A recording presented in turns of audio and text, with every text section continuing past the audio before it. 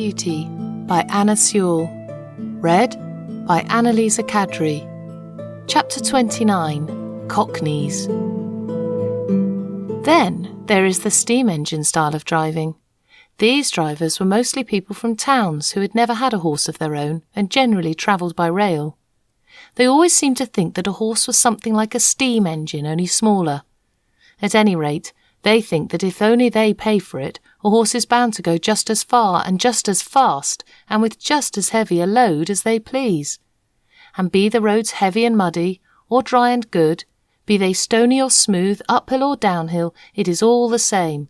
On one must go at the same pace, with no relief and no consideration.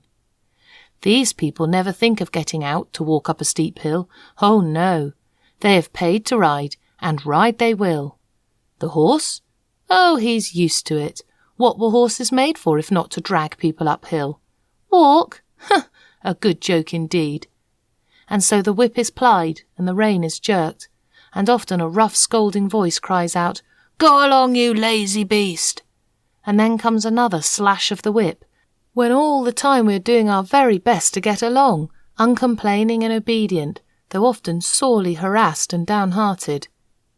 This steam engine style of driving wears us up faster than any other kind.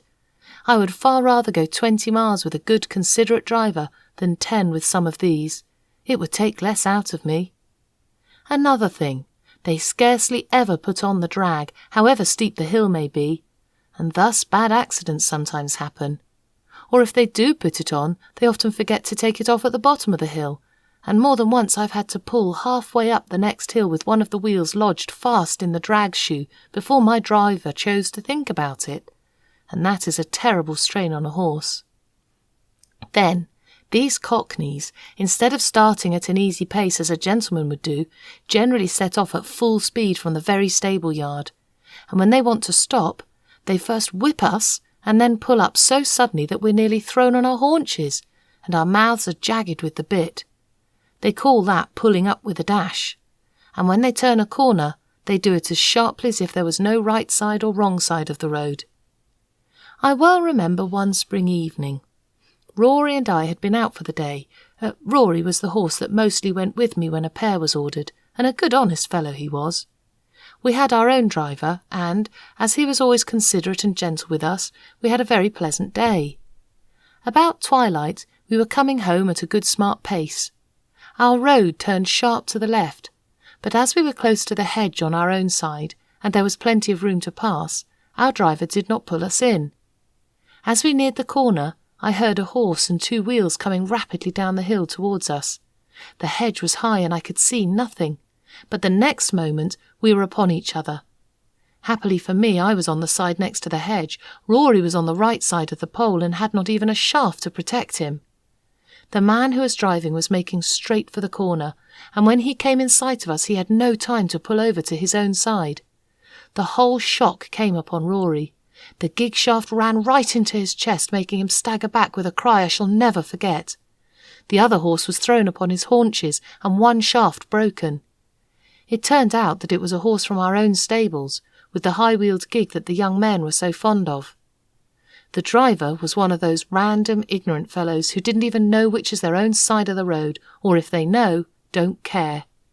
And there was poor Rory, with his flesh torn open and bleeding and the blood streaming down. They said if it had been a little more to one side, it would have killed him. And a good thing for him, poor fellow, if it had. As it was a long time before the wound healed, and then he was sold for coal carting. And what that is, up and down those steep hills, only horses know. Some of the sights I saw there, where a horse had to come downhill with a heavily loaded 2-wheel cart behind him, on which no drag could be placed, make me sad even now to think of. After Rory was disabled, I often went in a carriage with a mare named Peggy, who stood in the stall next to mine.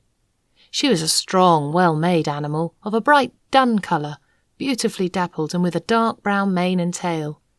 There was no high breeding about her, but she was very pretty and remarkably sweet-tempered and willing. Still, there was an anxious look about her eye, by which I knew that she had some trouble. The first time we went out together, I thought she had a very odd pace.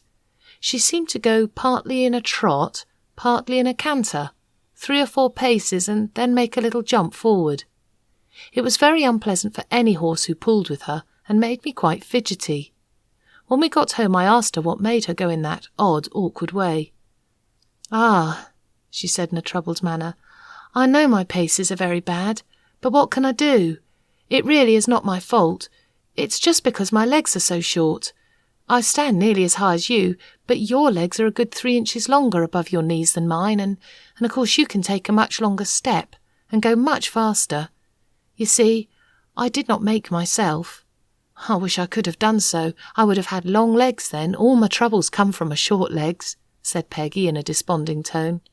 "But how is it," I said, "when you are so strong and good-tempered and willing?" "Why, you see," said she, "men will go so fast, and if one can't keep up with the other horses, it's nothing but whip, whip, whip all the time. So I've had to keep up as I could, and have got into this ugly shuffling pace. It was not always so. When I lived with my first master I always went a good regular trot, but then he was not in such a hurry. He was a young clergyman in the country, and a good, kind master he was. He had 2 churches a good way apart and a great deal of work, but he never scolded or whipped me, not for going faster. He was very fond of me. I only wish I was with him now, but he had to leave and go to a large town, and then I was sold to a farmer. Some farmers, you know, are capital masters, but I think this one was a low sort of man. He cared nothing about good horses or good driving. He only cared for going fast. I went as fast as I could, but that would not do, and he was always whipping. So I got into this way of making a spring forward to keep up. On market nights he used to stay very late at the inn, and then drove home at a gallop. One dark night he was galloping home as usual, when all on a sudden the wheel came against some great heavy thing in the road and turned the gig over in a minute. He was thrown out and his arm broken, and some of his ribs, I think. At any rate, it was the end of my living with him, and I was not sorry. But you see, it will be the same everywhere for me. If men must go so fast, I wish my legs were longer. Poor Peggy! I was very sorry for her, and I could not comfort her, for I knew how hard it was upon slow-paced horses to be put with fast ones. All the whipping comes to their share, and they can't help it. She was often used in the phaeton, and was very much liked by some of the ladies because she was so gentle. And some time after this she was sold to 2 ladies who drove themselves and wanted a safe, good horse. I met her several times out in the country, going a good steady pace, and looking as gay and contented as a horse could be. I was very glad to see her, for she deserved a good place. After she left us, another horse came in her stead. He was young and had a bad name for shying and starting, by which he had lost a good place. I asked him what made him shy. "Well, I hardly know," he said. "I was timid when I was young, and several times was a good deal frightened. If I saw anything strange I used to turn and look at it. You see, with our blinkers one can't see or understand what a thing is unless one looks round. And then my master always gave me a whipping, which of course made me start on and did not make me less afraid. I think if he would have let me just look at things quietly to see that there was nothing to hurt me, it would have been all right and I should have got used to them." One day an old gentleman was riding with him, and a large piece of white paper or rag blew just across one side of me. I shied and started forward. My master as usual whipped me smartly, but the old man cried out, "You're wrong! You're wrong! You should never whip a horse for shying. He shies because he's frightened, and you only frighten him more and make the habit worse. So I suppose all men don't do so. I'm sure I don't want to shy for the sake of it, but how should one know what is dangerous and what is not if one is never allowed to get used to anything? I'm never afraid of what I know. Now I was brought up in a park where there were deer. Of course I knew them as well as I did a sheep or a cow, but they're not common, and I know many sensible horses who are frightened at them and kick up quite a shindy before they'll pass a paddock where there are deer." I knew what my companion said was true, and I wished that every young horse had as good masters as Farmer Grey and Squire Gordon. Of course we sometimes came in for good driving here. I remember one morning I was put into the light gig and taken to a house in Pulteney Street. 2 gentlemen came out. The taller of them came round to my head. He looked at the bit and bridle and just shifted the collar with his hand to see if it fitted comfortably. "Do you consider this horse wants a curb?" he said to the ostler. "Well," said the man, "I should say he'd go just as well without, for he's had an uncommonly good mouth, and though he has a fine spirit, he has no vice, but we generally find people like the curb." "I don't like it," said the gentleman. "Be so good as to take it off and put the rein in at the cheek. An easy mouth is a great thing on a long journey, is it not, old fellow?" he said, patting my neck. Then he took the reins and they both got up. I can remember now how quietly he turned me round, and then with a light feel of the rein and a gentle drawing of the whip across my back, we were off. I arched my neck and set off at my best pace. I found I had someone behind me who knew how a good horse ought to be driven. It seemed like old times again, and made me feel quite gay. The gentleman took a great liking to me, and after trying me several times with the saddle, he prevailed upon my master to sell me to a friend of his who wanted a safe, pleasant horse for riding. And so it came to pass that in the summer I was sold to Mr. Barry. Chapter 30. A Thief. My new master was an unmarried man. He lived at Bath and was much engaged in business. His doctor advised him to take horse exercise, and for this purpose he bought me. He hired a stable a short distance from his lodgings and engaged a man named Filcher as groom. My master knew very little about horses, but he treated me well, and I should have had a good and easy place, but for circumstances of which he was ignorant.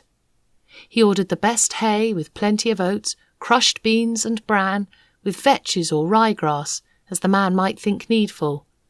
I heard the master give the order, so I knew there was plenty of good food, and I thought I was well off. For a few days all went on well. I found that my groom understood his business. He kept the stable clean and airy, groomed me thoroughly, and was never otherwise than gentle. He had been an ostler in one of the great hotels in Bath. This he had given up, and now cultivated fruit and vegetables for the market, and his wife reared and fattened poultry and rabbits for sale. After a while it seemed to me that my oats became very short. I had the beans, but bran was mixed with them with a few oats. Certainly there were not more than a quarter of the oats there should have been. In 2 or 3 weeks this began to tell upon my strength and spirits. The grass food, though very good, was not the thing without corn to keep up my condition. However, I could not complain or make known my wants, so it went on for about 2 months, and I wondered my master did not see that something was the matter. However, one afternoon he rode out into the country to see a friend of his, a gentleman farmer who lived on the road to Wells. This gentleman had a very quick eye for horses, and after he'd welcomed his friend, casting his eye over me, he said, "It seems to me, Barry, that your horse does not look so well as he did when you first had him. Has he been well?" "Yes, I believe so," said my master, "but he is not nearly so lively as he was. My groom tells me that horses are always dull and weak in the autumn, and that I must expect it." "Autumn?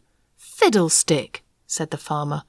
"Why, this is only August, and with your light work and good food he ought not to go down like this even if it were autumn. How do you feed him?" My master told him.